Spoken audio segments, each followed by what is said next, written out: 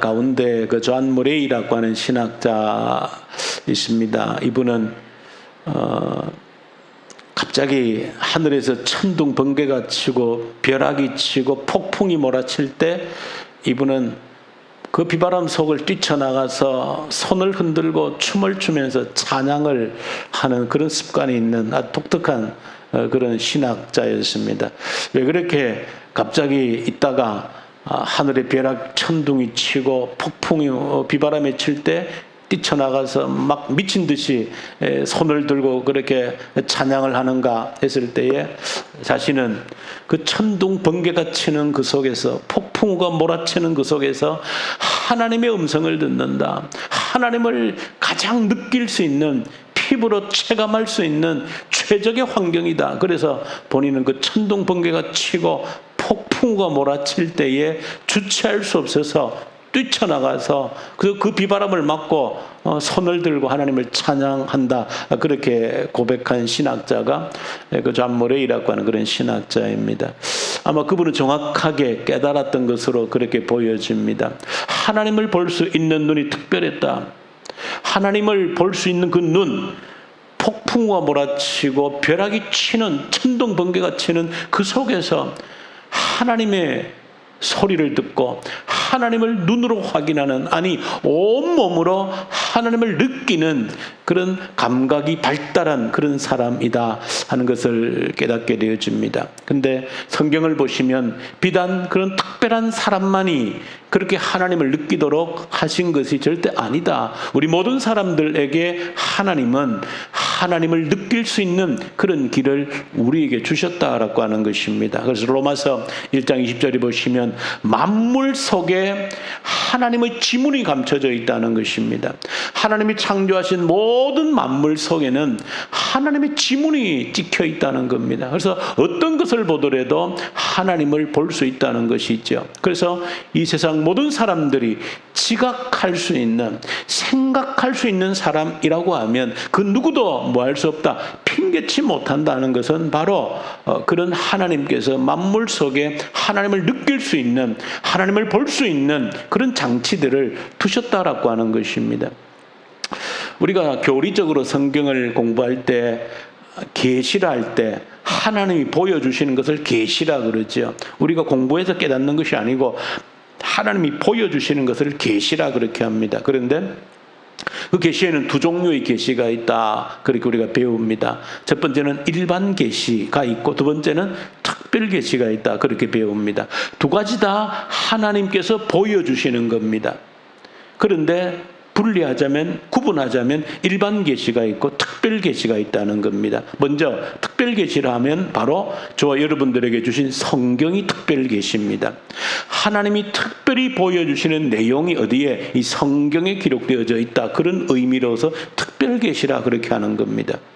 그러니까 이 특별 계시에는 무엇이 기록되어져 있습니까? 한 가지 목적을 가지고 기록이 되어져 있습니다. 어떤 목적? 구원이라고 하는 주제로 기록되어져 있는 구원에 대해서 하나님이 우리에게 알려주신 것, 계시하신 것이 어디에? 이 성경에 포함되어져 있는 겁니다. 그래서 이 성경을 특별 계시다.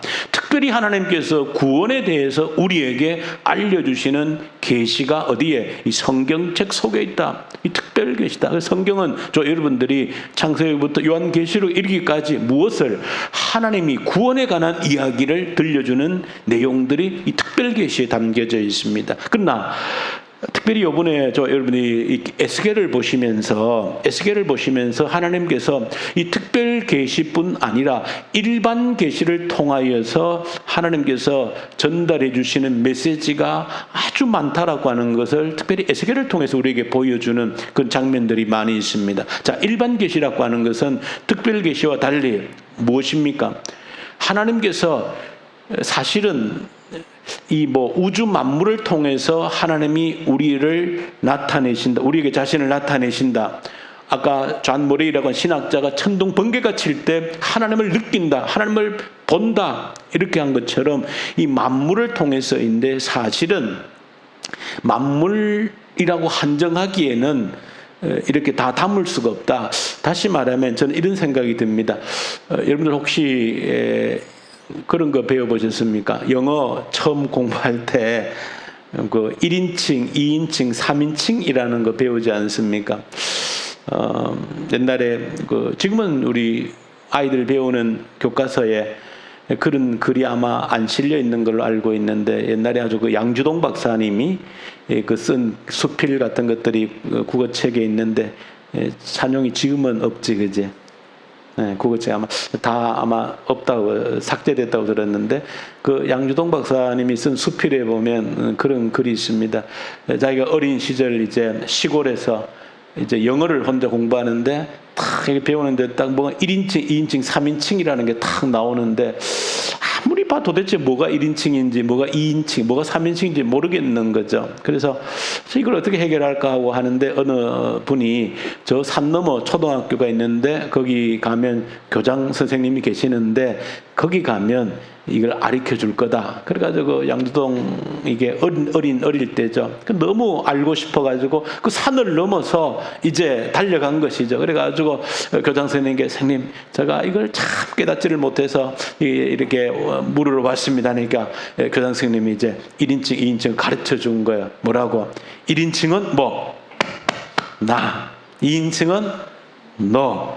그리고 그 외 우수마발은 다 3인칭일러라. 이렇게 가르쳐 주신 거예요.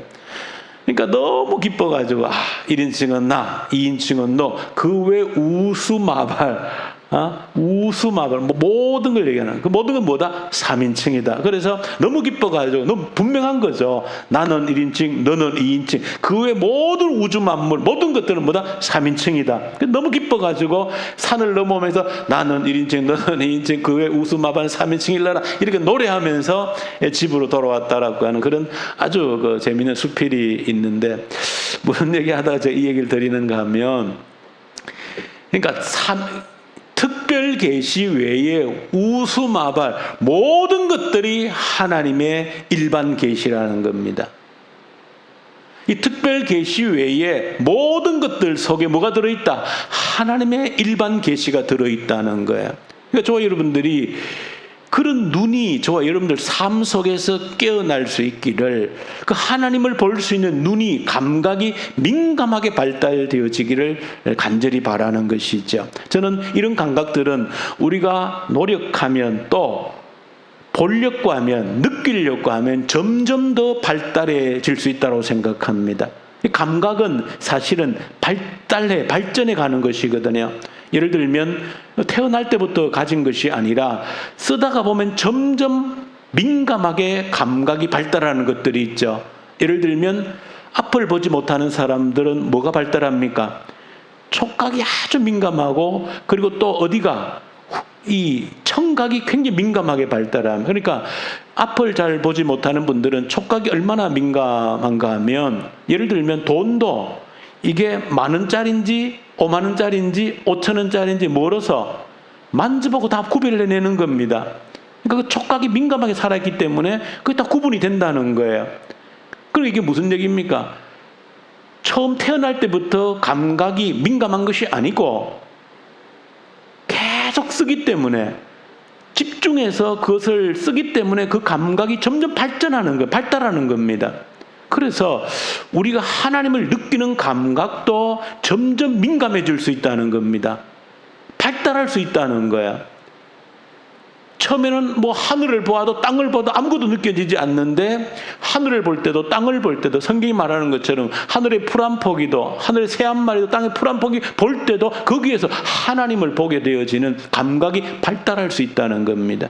저와 여러분 그리스도인들이 우리 에스겔을 통해서 한 가지 깨달아야 할 것이, 우리가 눈을 열면 하나님께서는 일반 계시를 통해서 하나님을 우리에게 보여주시는데, 모든 것들을 통해 사실은 이 특별 계시 외에 이 세상 모든 것들, 때로는 우리가 보기에 아름다운 것이든 때로는 추한 것이든 선한 것이든 악한 것이든 그 속에 뭐가 있다? 하나님의 계시가 있다는 것입니다. 예를 들면 좋은 것이 아니지요. 불행한 일이지요. 성경에 예수님께 그런 질문이 나오지 않습니까? 실로암 망대가 무너져서 18명이 죽었다. 얼마나 비극적인 사고잖아요. 그 비극적인 사고인데도 제자들이 물었을 때에 거기에 하나님이 하시는 일이 있다는 겁니다. 그러니까 하나님이 하시는 일을 하나님이 나타내고자 하시는 계시가 그 사고, 비극적인 사고 속에도 들어있다는 거예요. 그러니까 우리 그리스도인들은 어느 비극적인 사건, 사고 속에서도 뭐를 발견해낼 수 있다? 하나님의 메시지를 발견해낼 수 있는 겁니다. 여러분들이 살아가는 모든 삶을 듣는 일들, 보는 일들 가운데 눈을 뜨면 하나님을 느끼는 감각이 발달하면 모든 것들 속에서 하나님을 민감하게 느끼는 겁니다. 요즘 가을이 되어지면 새벽에 나오면 참 이렇게 달라지는 걸 느끼거든요. 여름에 그 무더운 그 기운이 사라져버리고 새벽에 딱 나오면 아주 상쾌한 그런 기분을 느끼죠. 때로는 이 참 너무 좋다 하는 그런 생각이 들 때가 굉장히 많이 있습니다. 그러니까 사실은 그런 때도 하나님을 느낄 수 있는 감각이 생기는 겁니다. 모든 것 속에서 스쳐지는 바람결 속에서도 하나님을 느낄 수 있는 거예요. 밤하늘에도 달을, 별은 잘 안 보이지만 그래도 별은 새벽에 그래도 잘 보입니다. 저녁에는 별은 잘 안 보여도 달은 보이거든요. 지금은 좀 지난 초승달처럼 보이는데 그런 달을 보고도 하나님을 느낄 수 있는 감각이 우리에게 발전해 갈 수 있는 겁니다. 발달해 갈 수 있다는 겁니다. 그래서 여러분들이 성경 이외에 특별 계시 이외에도 우리가 경험하는 눈으로 보는 귀로 듣는 모든 것들 속에서 하나님의 계시를 읽어낼 수 있는 그런 감각 기관을 발달시킬 필요가 있다는 것을 여러분들이 에스겔을 통해서 보면 한층 느끼게 되어지는 겁니다. 왜냐하면 특히 에스겔은 독특한 하나님께서 메시지를 선포하는 방법들이 나옵니다. 직접적인 구두로 말로 선포하는 것 외에 특별한 퍼포먼스가 뭡니까? 어떤 행위 예술이죠. 행동으로 뭔가 예술적인 어떤 걸 나타내는 것을 말하는데 하나님께서 말씀을 전할 때 하나님 메시지를 전하는데 어떻게? 말로 하지 않고 글로 하지 않고 행동으로 하나님의 메시지를 나타내는 독특한 방법을 사용하고 계시거든요. 우리 에스겔 서두 1장, 2장, 3장에도 보시면 그런 내용들이 등장을 하지요. 에스겔에게 사실은 에스겔 개인에게 엄청난 고통이죠. 390일을 한쪽으로 누워서 몸을 묶고 보통 일이 아닙니다. 그렇게 있으라는 겁니다. 또 40일 동안 또 반대 방향으로 몸을 묶고 누워 있으라는 겁니다. 보통 고역이 아니죠. 그런데 하나님께서 그런 특별한 우리가 상상도 못할 그런 방법을 통해서 하나님이 하나님 자기 뜻을 나타내는 그런 방법을 사용하고 있다는 것입니다. 오늘 보시면 에스겔에게 이 12장에 보시면 또 독특한 퍼포먼스를 하나님이 하게 합니다. 어떻게? 너는 나가서 짐을 꾸려서 무슨 짐? 좋은 집에 이사가는 이삿짐이 아니고 포로로 잡혀간 도망가야 되는 그런 도망자의 짐을 꾸리라는 것입니다. 도망자의 짐이니까 울러매고 달려야 되는 그런 짐이니까 무거울 수가 없는 것이죠. 정말 귀중과 필요한 것만 울러매고 누가 보더라도 도망가는 것처럼 짐을 꾸려가지고 나가지고는 또 사람들이 보는 가운데 뭐 하면서 그 성벽에 이 담벼락에 구멍을 뚫어가지고 그리 도망을 가라는 겁니다. 도대체 희한한 일이죠. 하나님께 독특한 어떤 행동을 하심으로써 하나님의 메시지를 전달하고 있는 그런 모습을 종종 에스겔을 통해서 보여주고 있습니다. 좀 지저분한 얘기지만 에스겔에게 음식을 먹을 때, 그 390일 동안 누워있고 할 때에 어떻게 음식을 먹으라 그럽니까? 음식을 구워 먹을 때 뭐예요? 사람의 배설물, 인분을 가지고 떡을 구워 먹으라 그렇게 이야기합니다. 참 독특한 것이죠. 그때 에스겔이 그건 도무지 하나님 내가 이 부정한 것을 내가 한 일이 없는데 왜냐하면 에스겔이 제사장 가문의 사람이거든요. 그러니까 하나님이 살짝 좀 바꾸어줬죠. 소의 배설물로 소똥 화력이 아주 좋지요. 해보셨습니까? 소똥이 아주 잘 붓는데 그 짐승의 배설물로 떡을 굽도록 바꾸어주는 그런 특별한 장면이 나와. 어쨌든 하나님께서 행위를 통해서 하나님의 뜻을 말씀해내는 그런 내용들을 에스겔을 통해서 특별히 말씀해 주고 있습니다.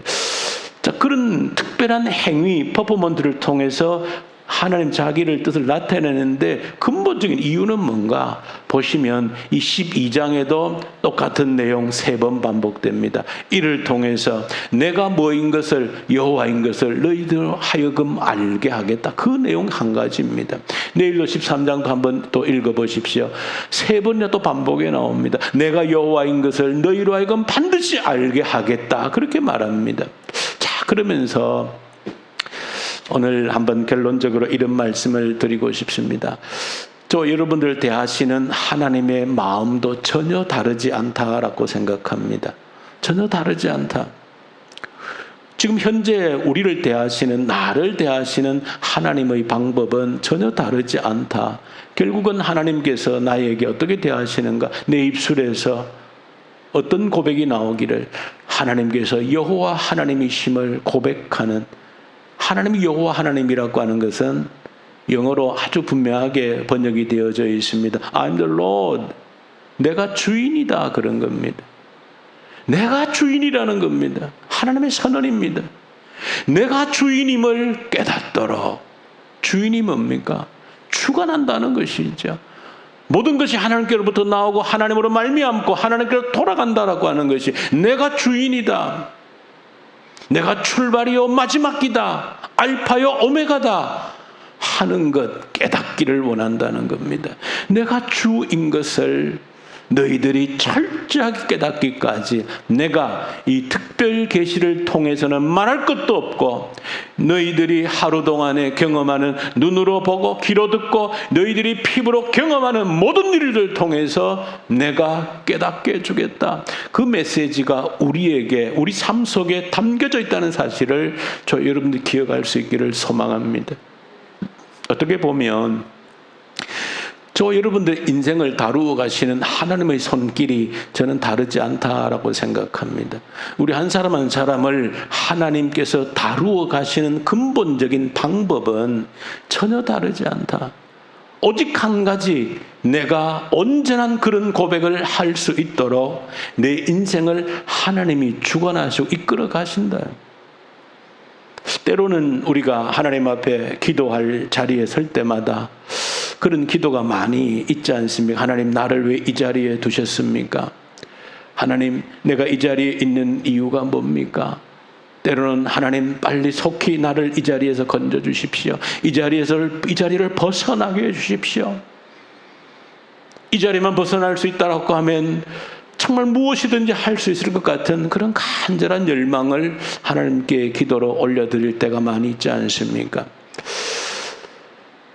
누구라도 그런 기도를 우리 하나님께 올려드릴 때에 생각해보면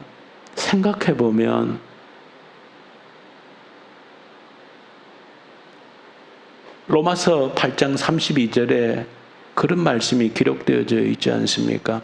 자기 아들을 아끼지 아니하시고 우리를 위하여 내어주신 이가 무엇을 아끼시겠냐는 겁니다.